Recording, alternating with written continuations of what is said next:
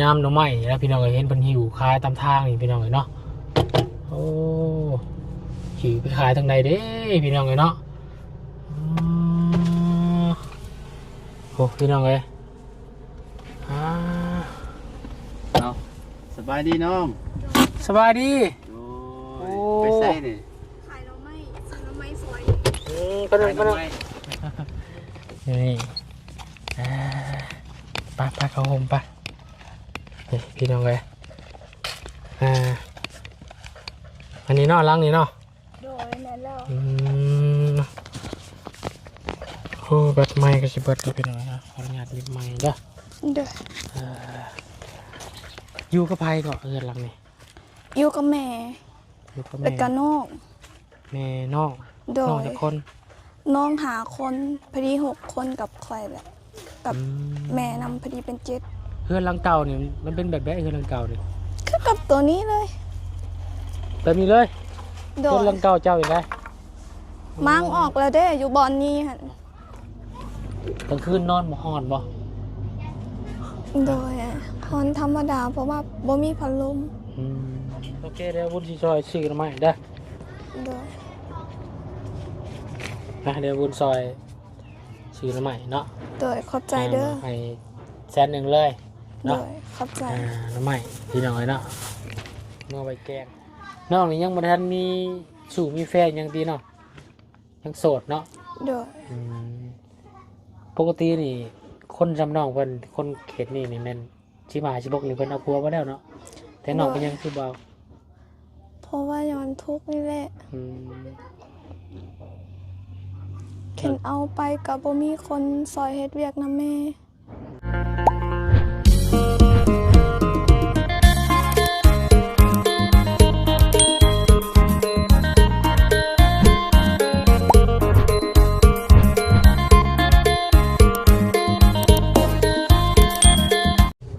เอาพี่น้องเลยบรรยากาศยามเพียงๆอบเอาเนาะยามนี้คือสิแม่นยามหน่อไม้แล้วพี่น้องก็เห็นเพิ่นหิวขายตามทางนี่พี่น้องเนาะโอ้หิวไปขายทางใดเด้พี่น้องเนาะโอ้พี่น้องอ่า เอาสบายดีน้อง สบายดี โอ้ยไปใส่นี่ ขายเราไม่ซื้อเราไม่สวย ก็นึง ทำไม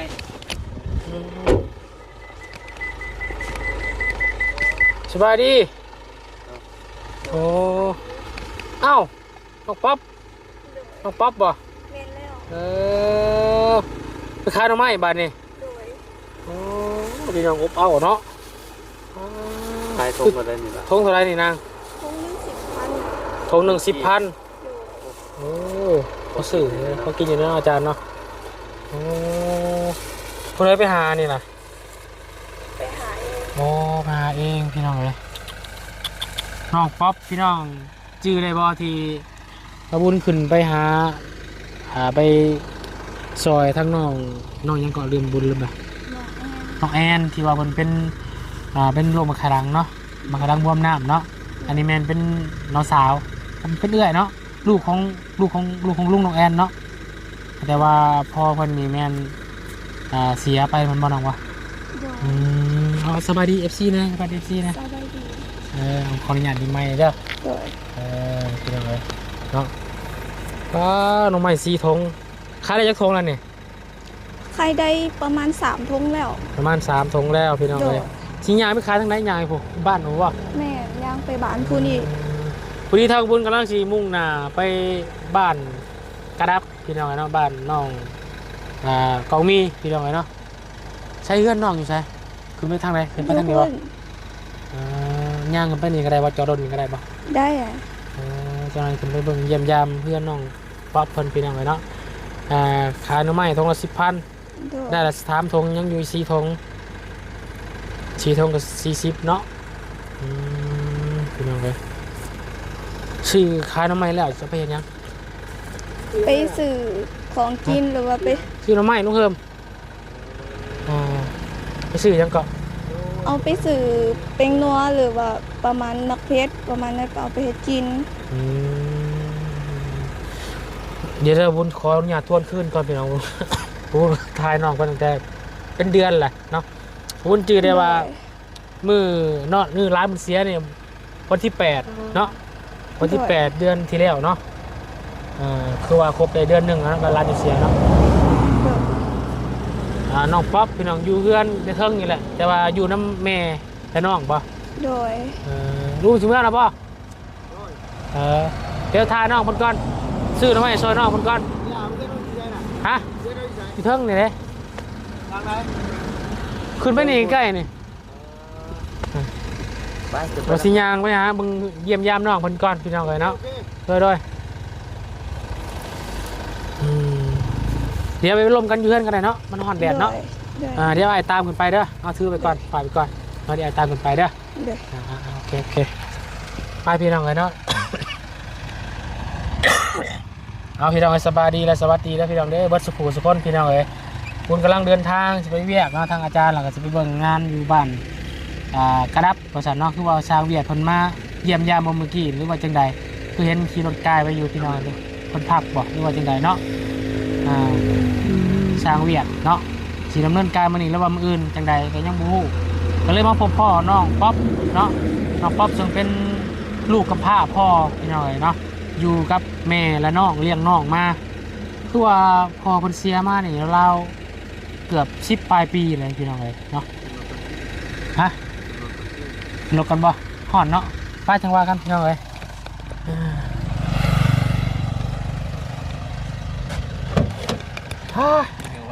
ว่าแล้วนาทีนี้ก็คิวยุงอยู่ดิทั้งว่าทั้งคิวยุงพี่น้องเลยเดี๋ยวคุณจะเอารถขึ้นไปทางไหนก็ได้ขึ้นไปได้อยู่ทางเงินน้องน้อยแหละโอ้พี่น้องเลยเนาะคิดว่าผู้ใดน้องป๊อปผมเคยทายน้องคนเท่านึงที่ว่ามางานศพน้องแอนเพิ่นพี่น้องลานผมเป็นลานเป็นน้องลูกนะเบ้า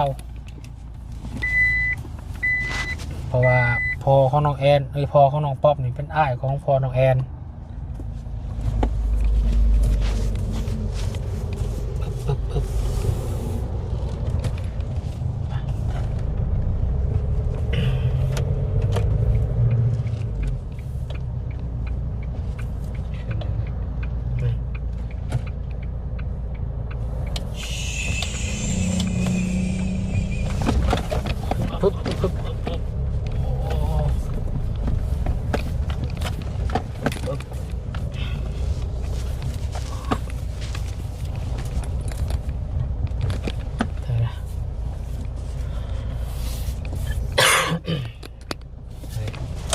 เหยียบตะปูซะเนาะอาจารย์งานเข่าแล้วเจ้าเงินประเทศเธอต้องเงินจังเสียงเนาะมองทางขึ้นบันไดทางนี้เดี๋ยวกันนี่เนาะเพื่อนป๊อปป่ะฮะว่าเพื่อนล่างนี่มันก็จะเห็นไหมป้าอาจารย์ไปบอกกันป่ะเพื่อนน้องป๊อปจะอยู่ใจสบายดีแล้วอาจารย์เด้อสบายดีพี่น้องไปลงป่ะพี่น้องเลยใช่ละน้องป๊อปใช้เพื่อนเจ้าลงเลยพี่น้องเลยนี่ป้าเข้าห่มป่ะพี่น้องเลยอันนี้เนาะล้างนี่เนาะโดยแม่แล้วโอ้แบตไม้ก็จะเบิดพี่น้องนะขออนุญาตหยิบไม้เด้ออยู่กับไผ่ก็หลังนี่อยู่กับแม่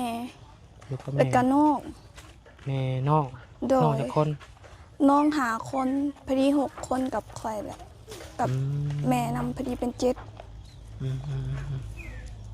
เป็น7 คนอยู่หลังนี่หมดเลย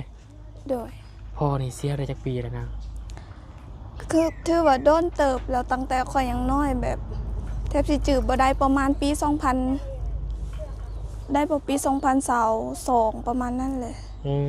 21-22ลืมแล้วแบบมันโดน22นี่แม่น26 4-5 ปีแล้วเนาะประมาณนี้เป็นบ่5 ปีบ่กลัวบ่ก็สิกว่าแบบค่อยก็บ่ค่อยจื้อปานใดแบบตอนค่อยยังน้อยนะแบบโอ้แต่เจ้ายังน้อยพูมันบ่แม่น2026 2006บ่บ่แม่นแล้ว ตอนประมาณอายุ13 14พุ่นน่ะ อ๋อ แต่เดี๋ยวนี้20 ปีแล้ว อ๋อประมาณ 6-7 ปีเนาะราวนี้พี่น้องเอ้ย โดย เพิ่นเป็นหยังเขาอนุญาตทางจังเสียชีวิต เป็นมักไขหลังคือกัน อ๋อบ วมหมดเลยกระโตก เป็นคือน้องแอนนี่บ่ แม่ อ๋อเราป่วยมาจากปีอะ ประมาณปีหนึง อืมปีหนึ่งพี่น้องเนาะเหมือนเป็นก็คือน้องแอนเลยบวมมาแค่หลัง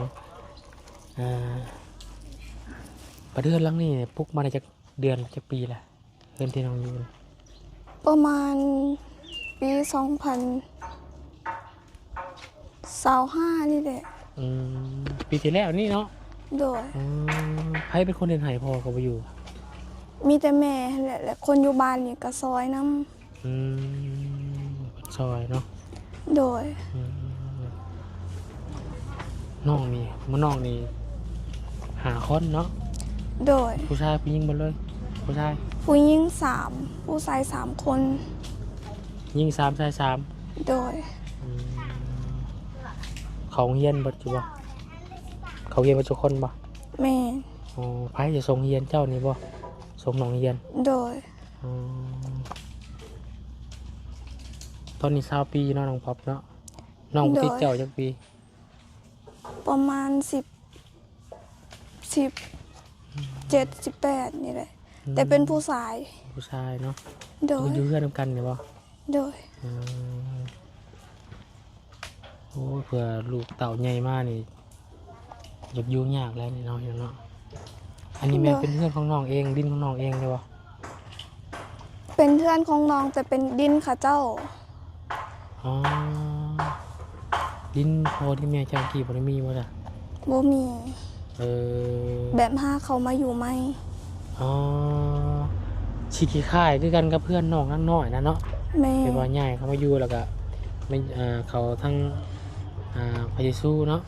โดย เพิ่นเอาเขานะครับมันอยู่อาศัยดินเพิ่นนี่บ่ โดย ประมาณนี้บ่ โดย แต่ก่อนน้องอยู่ไสจ้ะ บ่ฮู้นะแบบเติบอยู่นี่เลย ใหญ่อยู่นี่เลย โดย แสดงว่าหลายปีแล้วเนาะ โดย ตั้งแต่รุ่นพ่อรุ่นแม่เนาะ โดย เฮือนหลังเก่านี่มันเป็นแบบเฮือนหลังเก่านี่ คือกับตัวนี้เลย แบบนี้เลย โด เฮือน ย หลังเก่าเจ้าอยู่ได้ ม้างออกแล้วเด้อยู่บอนนี้หั่น แบบนี้เลย แบบนี้เลยตังอยู่บอนนี้เห็นตอนนั้นหั่นแบบลมแพงแล้วก็พัดพวกหัวสังกะสีหั่นหมดเลยเด้ อยู่บอนนี้นี่เห็น อันนี้แบบคล้ายๆบ้านหลังเก่าเนาะปั๊บแบบนี้พี่น้องไงแล้วก็เฮ้ยเป็นเรือนหลังใหม่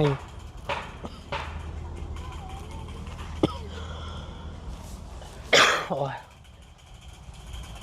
อันนั้นอยู่ใกล้กันนี่แมันเพื่อนญาติพี่น้องกันบ่ อันนี้จะเป็นเถื่อนพี่น้องฝั่งแม่ ของแม่ เป็นน้องของเรา ตอนนี้แม่อยู่บ่ บ่อยู่เพราะว่าไปสวนมันแล้ว พี่น้องน้องได้มีเวียกเฮ็ดประจำอยู่บ่มีเวียกเฮ็ดบ่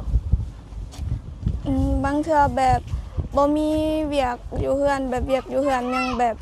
ซอยแม่แล้วก็ไปขายเครื่องให้เวียด เวียกอยู่ชายบ้านดงนี่บ่ โดย เพิ่นให้แน่ได้น่ะนาง ให้เงินเดือนท่านบอก น้อยเพิ่นไล่ให้ได้ เดือนหนึง2 ล้าน แต่ว่าขาดแน่บ่ฮอดดอก อ๋อแปลว่าทุกอย่างน้องมีเวียกจำเป็นอยู่เฮือนก็บ่ได้ไปนี่บ่ โดย เพิ่นก็ไล่เป็นมื้อให้เนาะ โดย เอาไปเต็มเดือนก็แม่น2ล้านเนาะ โดย น้องป๊อปพี่น้องเอ้ยน้ำไม้นี่ก็ป้าต้องเดี๋ยวเพิ่นสิซื้อซอยแล้วกันเด้อ โดย ซอยแล้วกันทง10,000พี่น้องเอ้ยเนาะได้เงินเลยอะได้ขายหน้ำไม้ได้เอาเงินเพลยังก่อนบุญเลย ไปซื้อเกลือกับมะเพชร เขานำซ้ำป้าไอ้แบบ เขาอยู่ในกินเดี๋ยวจากหลังจากพอเสียไปแล้วไพ่ไปคนหา แม่มีแต่แม่ผู้เดียว หาเราไปหาแบบได้เมียเจ้านี่ ฮะ เราไปหาหับจ้างลายหา แมนไปหารับจ้างเขาบางเทื่อก็ตอนนั้นได้มือละ40,000แล้วมาซื้อเขาแบบเป็นโลเอา อืมกินข้าวโลกระป๋องแต่ละมื้อเอาเนาะ โดย ปัจจุบันเด้ค่ะ ฮะ ปัจจุบันได้เขาวมีกินอยู่บ่ แบบบางเทื่อก็มีบางเทื่อก็บ่มีแต่บางเทื่อแบบคันยังบ่มีก็ไปยืมเขาเจ้าก่อน อื มีแล้วจึงมาใส่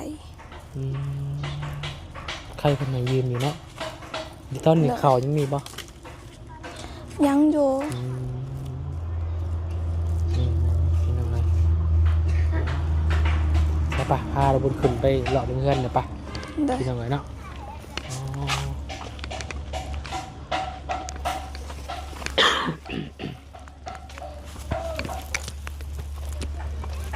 อืมโอ้โตคือเก่าเนาะมาตอนนั้นเป็นยังไง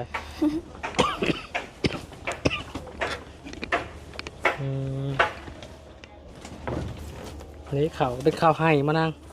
โดย ยังไงนอนกันอย่างนี้เลยบ่อน น้องนอนอยู่ใช่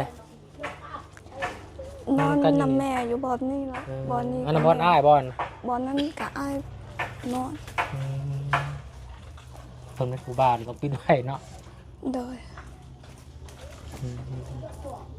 จนว่าหอดยามฝนเลยสิพักกันอยู่แบบได้ดิเนาะมันบกพาเข้ามาเบิดบ่เนี่ยคนบกฟ้าเข้ามาบ่ บ่ฮู้คือกันแหละเวลาฝนตกหันมันก็เข้ามาหมดเลย อืม แบบเปียกหมด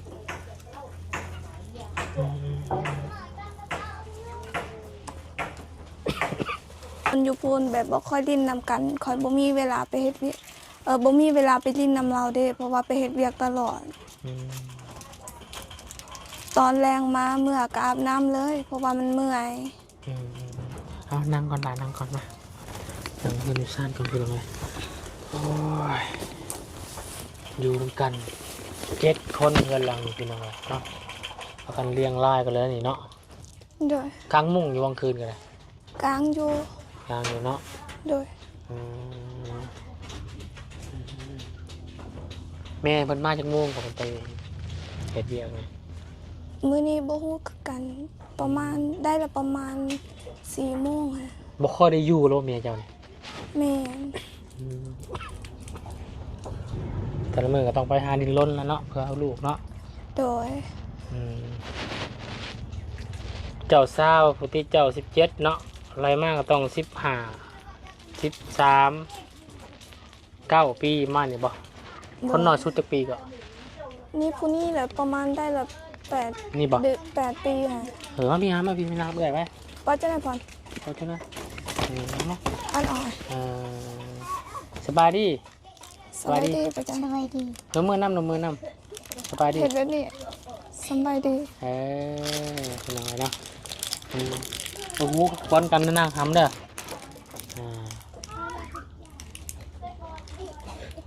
เปิดข่าวของเพี้ยนบ่ เราบ่ได้เขายังบ่ได้เขาเทื่อ ชื่อยังนี่ พร ถาวพร โดย เป็นยังไงเนาะถาวพรอายุประมาณ6-7 ปีแล้วเนาะ โดย ปานนี้น้องเลิกงาน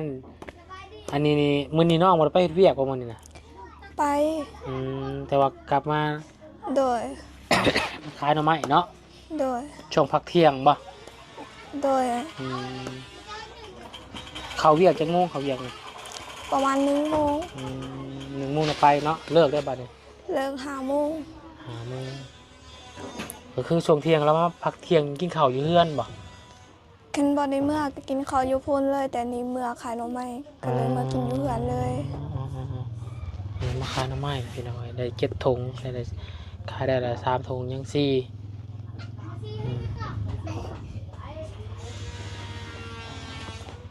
ลำบากว่าน้องที่ว่าครอบครัวเฮาบ่มีผู้ชายลำบากบ่ โดย บ่มีพอเนาะ โดย ให้นี่มือหนึงเฮ็ดปีหนึงได้จักสอบเฮ็ดให้ เห็ดสวนมันเอาอันนี้ก็เป็นแบบซื้อเอาอ่ะ เฮ็ดมันแล้วก็ได้เงินมากก็ซื้อข้าวเอา โดย แม่นบ่เลยบ่นี่ก็ โดย เขาเราซื้อเอาพี่น้องเนาะแสดงว่ามันต้นได้ร้ายเติบได้สำหรับปีหนึ่งเท่าไหร่อยู่บ่ วันนี้ปีนี้บ่ได้เลยได้แต่3 ล้านปลายแล้วก็พอดน้ำบ่มีหยังเลย เพราะว่ามันต้นปีนี้แบบมันบ่ได้แบบมันบ่เคยเกิดหลายแบบ แล้วก็เอาเงินเดือนน้องเนี่ยแล้วซื้อเขากันเนาะเห็นบ่ โดย ได้เงินเดือนมากแล้วก็ซื้อเขาไว้แบบนี้แล้วพี่น้องเนาะสอบเป็นข้าวเปลือกไว้บ่คือบ่ซื้อเป็นข้าวสารไว้ แบบมันแพงเด้อันนี้ละแบบของพี่น้องเด้แบบเขาแบบเขาแถมน้ ก็เติมน้ำเนาะ ำโดย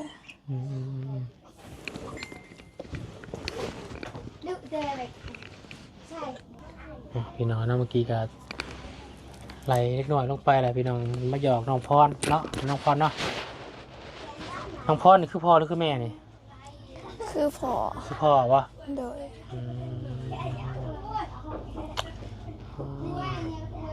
อาศัยดินคนอยู่เนาะ โดย ดินเป็นดินภายใน ดินเถื่อนโต ข้างนอกไงวะ โดย ที่คนมีรถพอดหรือยังไงวะ โด มี ย รถใหญ่จอดปะ โดย อันนี้แม่นดินเพิ่นหมดเลยเนาะ โดย โอ้เคยซื้อดินเพิ่นดินน้องหน่อยอะไรพี่น้องเนาะ โดย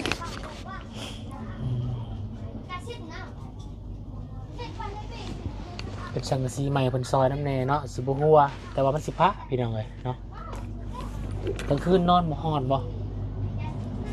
โดยฮอนธรรมดาเพราะว่าบ่มีพัดลม ผัดวีเอาแล้วเนาะ โดย น้องป๊อปพี่น้องเนาะซื้อแท้นี่แม่นป๊อปเลยบ่ โดยถ้าเป็นซื้อแทบแบบเอิ้นบ่ได้นะแบบมันบ่เป็นภาษาลาวให้เขาก็เลยเอิ้นป๊อปเอา ภาษาเป็นภาษานอกเนี่ย ซื้อเปลือง ฮะ เปลือง เปลืองเนาะ โดย พวงเนี่ยบ่ บ่แม่นนะแบบนายเอิ้นบ่เป็นดอกเพราะว่า พวงบ่เหมือนคนปวงคือคนปวงเป็นบ้าแล้วเนาะปวงบ่ เปลือง เปลืองมา โดย เปลืองน้องเปลืองเนาะ โดย ตัวปอเนาะ ขอโทษขอไว้พี่น้องเลยอันนี้เม่นเขามาเนาะ โดย มันยังมาแล้งไพ่สิหนึ่งเขา กันคอยบ่อยู่เพื่อนกันร้องคอยเป็นคนดึงเขา น้องผู้ชายผู้หญิง ผู้หญิง มีผู้หญิงประมาณจักปี ประมาณ10 ปีนี่แหละ เราไปอยู่ป่ะตอนนี้ บ่อยู่จังเราไปใส่บ่ฮู้คือกัน หากช่วง6 โมง 7 โมงที่แมนอยู่ครบบ่เนี่ยเนาะ โดย พี่น้องเลย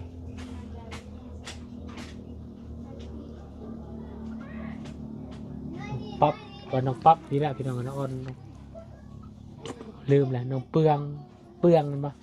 น้องเปลืองละพรน้องนี่ยังบ่ทันมีสู่มีแฟนยังดีเนาะยังโสดเนาะ โดย ปกตินี่คนจำน้องเพิ่นคนเขตนี่แม่นสิมาสิบกหรือเพิ่นเอาผัวมาแล้วเนาะแต่น้องเพิ่นยังคือเบา เพราะว่าย้อนทุกข์นี่แหละเข็นเอาไปก็บ่มีคนซอยเฮ็ดเวียกนำแม่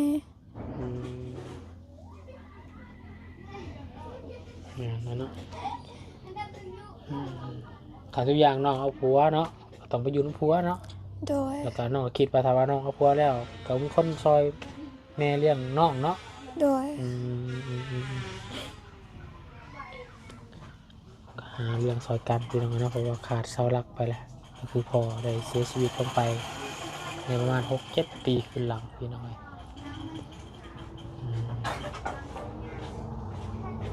เอามีแต่ประมาณนี้แหละน้องป๊อปด้าทางบริการ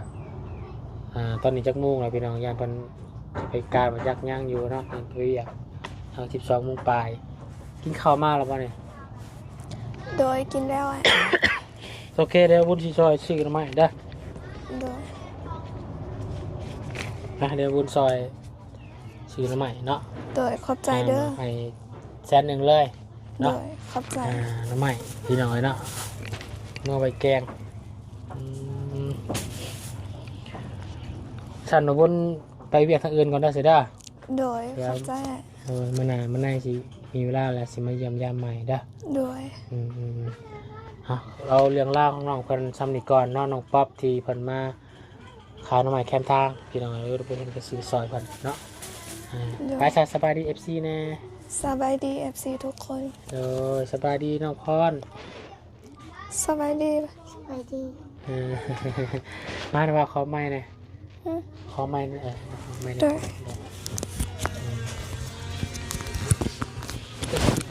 โอเคพี่น้อยโอ้ซานี่ก็ญาติลมปองกับพ่อแห้งเนาะมีเคยลมปองอยู่ปะเคยอยู่ปะดิโอ้ยพี่น้อยเสียวใส่เนาะป้าจะโอเคพี่น้องกันเนาะสำหรับคลิปนี้ผมก็ขอลาก่อนพอๆกันคลิปหน้ากันแล้วกันเด้อคลิปนี้ก็ให้พ่อพี่น้องพิจารณาเบิ่งน้ำกันเนาะทางครัวน้องป๊อปเนาะพี่น้องกับเป็นตาอีตนสงสารอยู่เนาะนี่เป็นเพื่อนของน้องกันพี่น้องเนาะ